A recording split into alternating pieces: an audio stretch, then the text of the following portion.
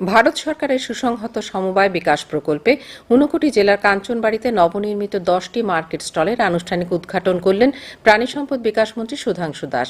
এতে ব্যয় হয়েছে 43 লক্ষ টাকা। পাশাপাশি এদিন কাঞ্চনবাড়ি গ্রামীণ হাটেরও শিলান্যাস করা হয়। এর জন্য ব্যয় হবে 15 লক্ষ টাকা। সার্বিক তত্ত্বাবধানে রয়েছে সমাজ কল্যাণ প্রাথমিক কৃষি সমবায় সমিতি।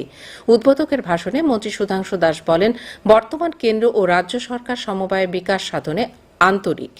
অর্থনৈতিক বিকাশ সাধনে সমবায়ের গুরুত্ব অপরিসীম। অনুষ্ঠানে এছাড়া বক্তব্য রাখেন ঊনকোটি জেলা পরিষদের সভাধিপতি অমলেন্দু দাস, নাবার্ডের general manager Anil S Kotmire প্রমুখ।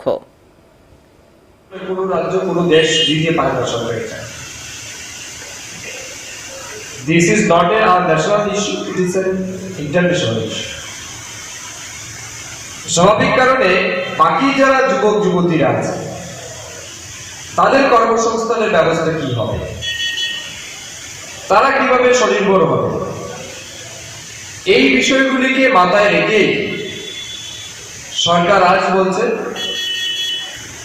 সেলফ এন্টারপ্রেনিউরের কথা বলছে,